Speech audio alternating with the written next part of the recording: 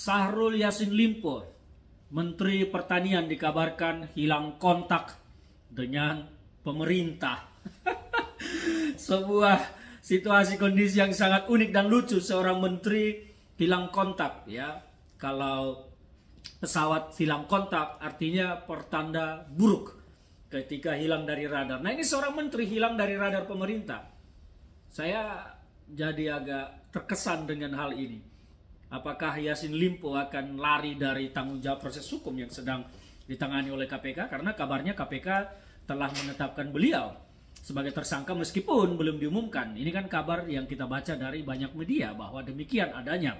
Dan penggeledahan yang dilakukan oleh KPK di kediaman Yassin Limpo yang menemukan uang puluhan miliar dan Senpi 12 unit ini menandakan bagi saya Yassin Limpo memang akan menghadapi sebuah proses hukum yang berat dan pasti akan jadi tersangka.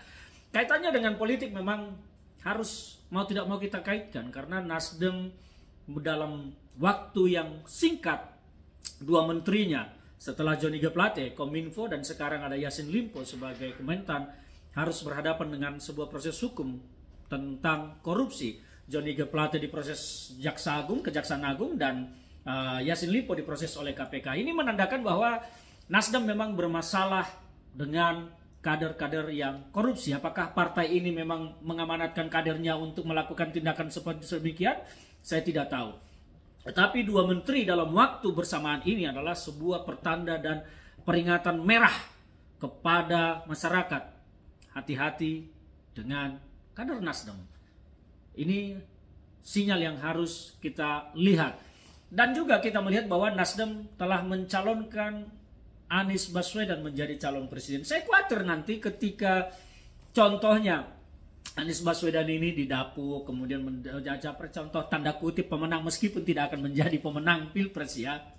Saya khawatir bahwa semua menteri-menteri dan presidennya, wakil presidennya akan menjadi koruptor. Karena apa?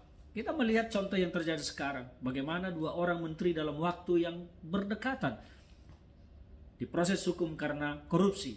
Yassin Limpo dan Johnny G. Plate, kader Nasdem yang ada di kabinet. Saya pikir tidak boleh juga mengaitkan proses hukum ini dengan politik dan tidak ada urusannya dengan politik. Tetapi yang perlu kita kaitkan dengan politik adalah hati-hati dengan partai. Hati-hati dengan kader Nasdem yang ternyata melakukan korupsi dan sekarang diproses hukum. Jangan sampai kader-kadernya atau orang-orang yang diusulkan ke depan ini nanti akan melakukan korupsi. Rakyat harus cerdas, harus melihat ini sebagai sebuah pertanda sinyal yang harus dicermati. Dan saya pikir bahwa apa yang pernah disampaikan Surya Paloh dengan gagah perkasa, kalau ada kader Nasdem yang korupsi, saya bubarkan partai ini. Ya lebih bagus ya memang sudah waktunya dibubarkan atau meleburkan diri saja ke partai-partai lain daripada melahirkan kader-kader yang korupsi. Jadi ini bukan gerakan politik dan bukan politisasi, mempolitisasi hukum untuk kepentingan politik, tidak ada kaitannya. Tetapi kita tidak boleh lepas dari proses politik karena memang proses politiklah yang menentukan kita akan memilih siapa ke depan. Dan terbaru juga Pak Mahfud menyampaikan bahwa dapat info, katanya saya baca di harian sebuah media nasional, sulit menetapkan Caimin menjadi tersangka saat ini di KPK meskipun proses hukumnya sedang berjalan. Sepertinya ada kesamaan pola, Anies Baswedan dan Caimin ini dideklarasikan supaya aman dari proses hukum di KPK. Jadi unik-unik ya situasi politik kita sekarang. Tapi yang paling terpenting bagi kita adalah melihat situasi ini sebagai sebuah sinyal pertanda ke depan bagi masyarakat untuk tidak salah memilih pemimpin. Pilihlah pemimpin yang bersih dan tidak bermasalah. Pesan yang harus kita ambil dari semua adalah itu. Lihat calon-calonnya. Masalahnya apa? Hindari calon bermasalah. Apalagi kalau sudah menyangkut APBN. Hati-hati, kalian akan dibuat miskin oleh orang-orang seperti ini. Salam dari saya, Ferdinand Tayan.